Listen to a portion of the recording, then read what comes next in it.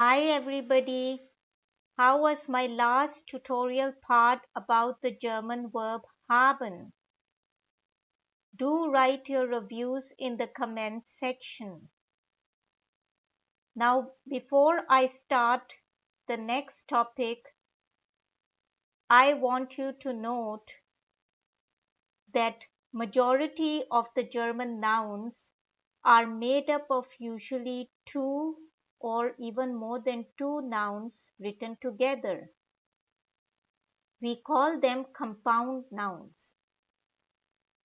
In the case of a compound noun, the article of such a noun will be the article of the last noun in the compound noun. But don't worry about this term compound nouns because you will from now on see these compound nouns coming in the later tutorials, and I will cover them with you in detail. So let's move on.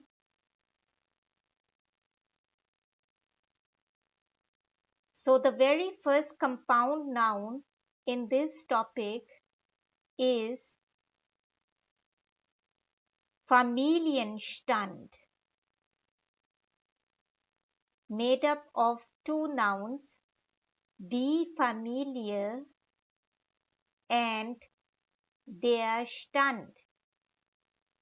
And the article, as you can see here, der is the article of the last noun in this compound noun. Familie is family and Stand is status. So I'm going to cover with you what we call the family or the marital status. So when talking about the marital or the family status to somebody, it means you're telling the person that you are either single, engaged, maybe just living together, married, divorced, or even widowed. So let's have a quick look at these. To be single in German is Single sein, but we also use allein oder alleine leben. Allein and alleine both mean alone, and they can be used interchangeably in the German language. The main point is that allein or even alleine is an adverb. So in a German sentence, it will come in the second last position or the last position. So if you look at this example, Susanne ist Single, or we can say Susanne lebt allein, or Susanne lebt alleine. So Susan is single or Susan lives alone. But we can also have the situation of somebody being engaged, for which we use the adjective verlobt with the verb sein.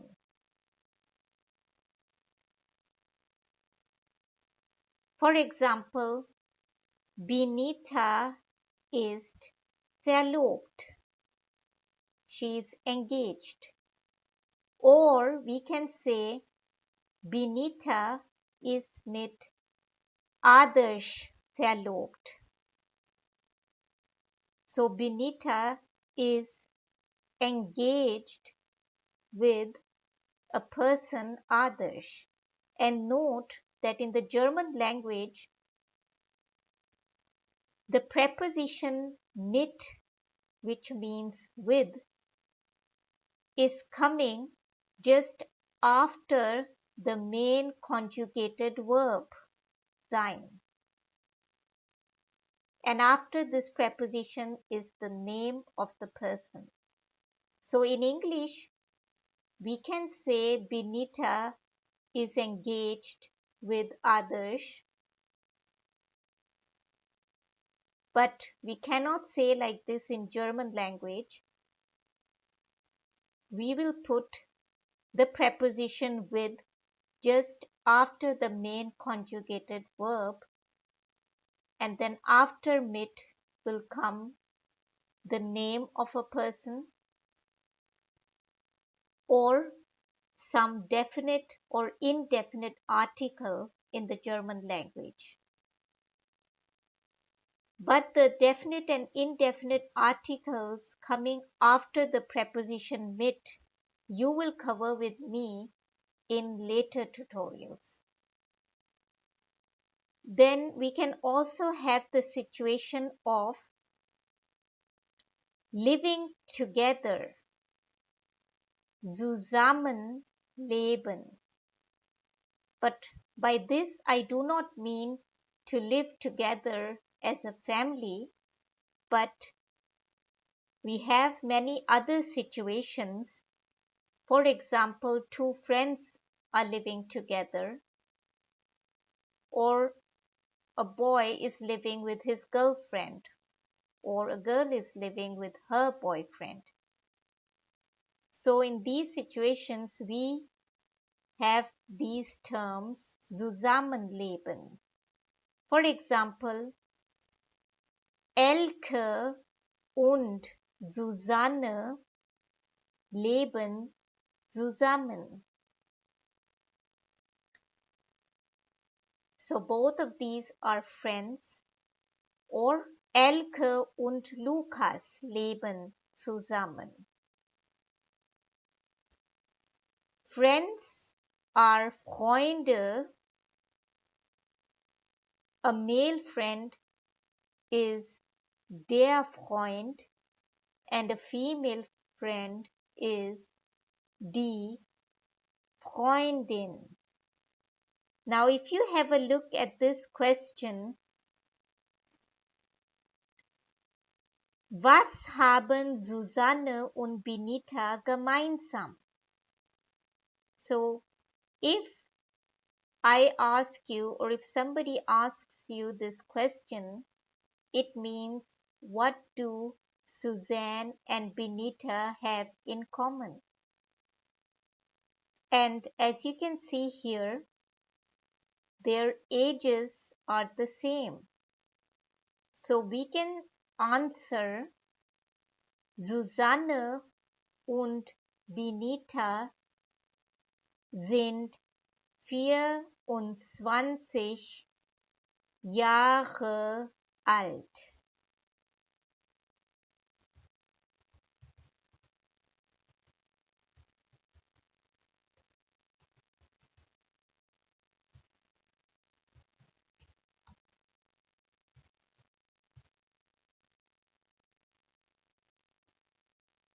But we can also say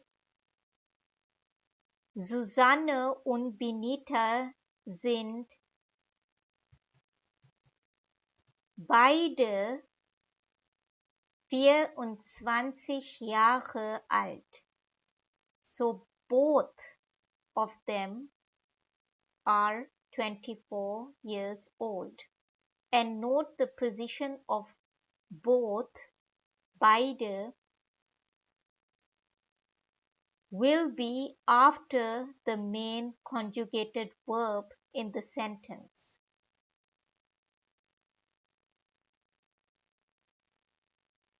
So moving further,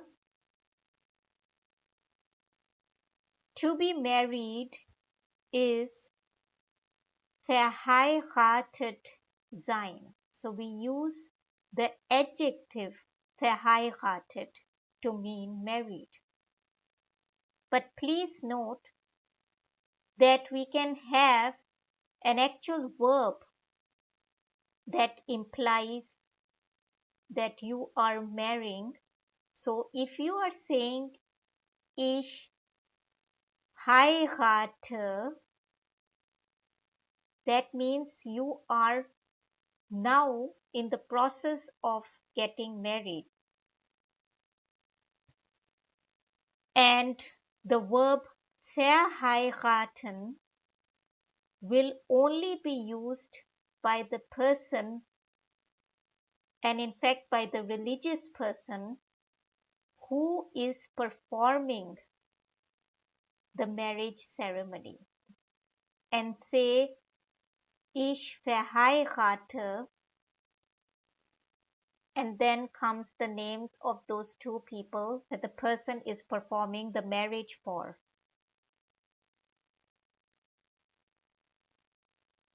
So verheiratet sein, for example, Jasmin und Adil sind verheiratet.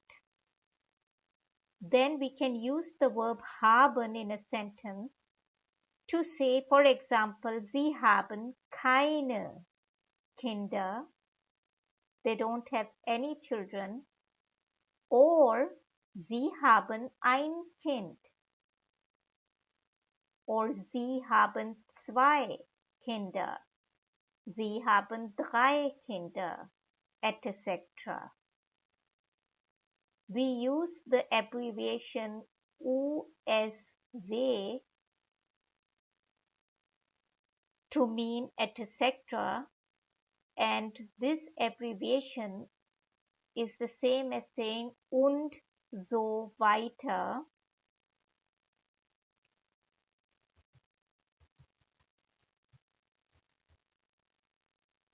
And so we proceed. This is written as USW. So then we can also have the situation of being either divorced or widowed. So divorced is geschieden sein. For example, Elke und Paul sind geschieden. Again, geschieden is an adjective to mean divorced. Verwitwet sein, to be widowed. So again, verwitwet is an adjective. But the woman who is a widow is die Witwe, and the man would be der Witwer. So for example, in a sentence, Luisa ist verwitwet. Now if you have a look at this question again, was haben Adil und Paul gemeinsam? So what do Adil and Paul have in common? You can see the city Berlin written. So we can say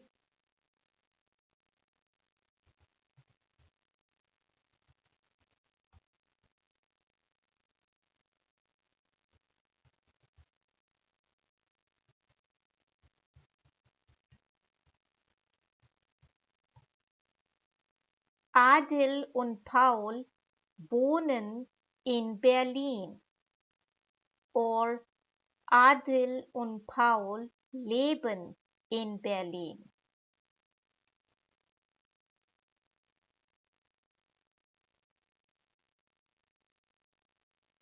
So that was all for today. Do stay updated for part 3 of this tutorial. Thank you.